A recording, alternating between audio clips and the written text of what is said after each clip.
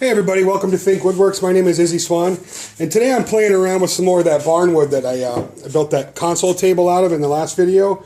And I'm adding some details to some square legs I'm making for an end table. And I don't know if you guys have ever seen this, but this is really cool. It kind of creates a taper if you have like a piece of square stock, and this is just routed out, and that kind of creates this cool little taper element at the bottom of a leg. And I've seen this done, not a lot, but I've seen it done on furniture before. And it seemed to me that the next logical step would be to add it, for more detail, would be to continue that taper out of the leg. So what I'm doing with this piece, and I've done this before in the past, and I really like the way it looks, where I create that taper in the leg, and then I bring that taper down, and I call it a tapered leg inside of a square leg. Just something real simple.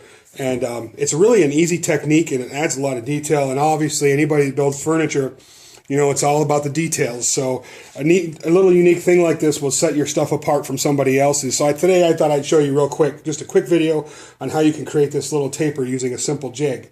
So let's get started.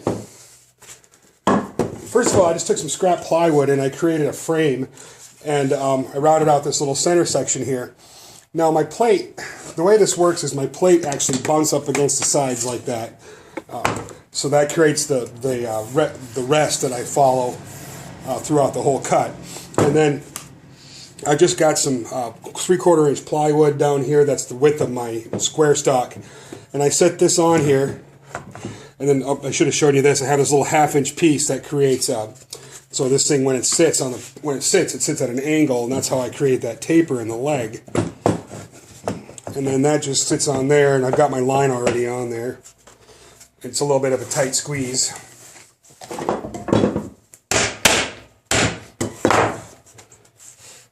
And then this whole system sets right into my vise here. And I just tighten it down, and that holds everything in place. And then all I have to do is take my router and route this section out.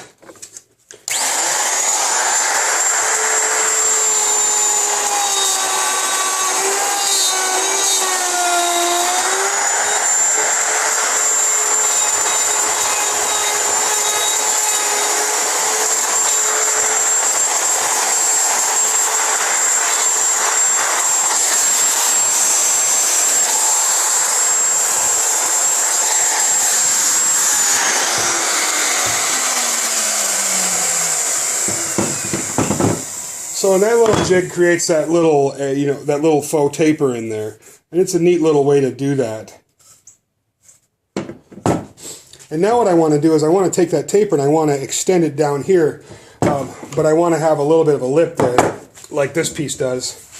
So I just measure down 1 inch.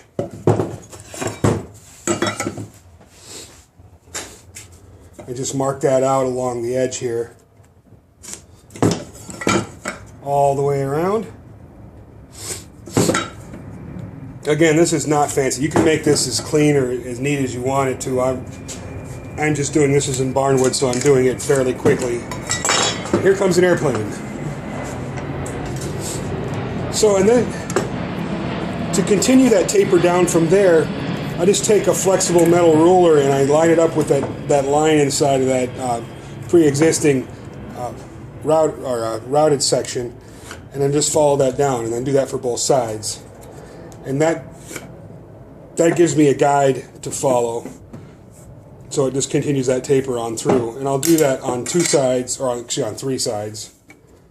And then you can take it over to your bandsaw, do it with your bandsaw, which I'm going to do, or you could use a ripsaw, a handheld ripsaw, or even a detail like this could all be done by chisel, all chisel work. It would take a little bit longer, of course, but it's definitely possible.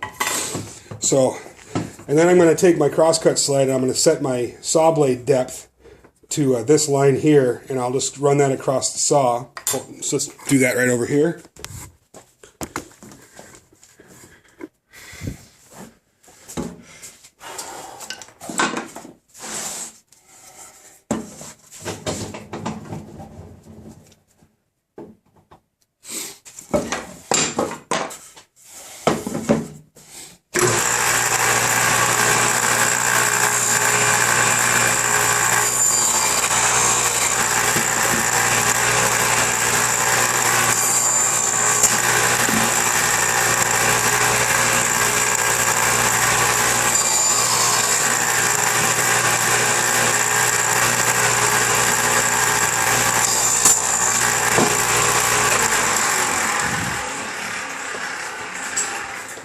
Then we'll head on over to the bandsaw.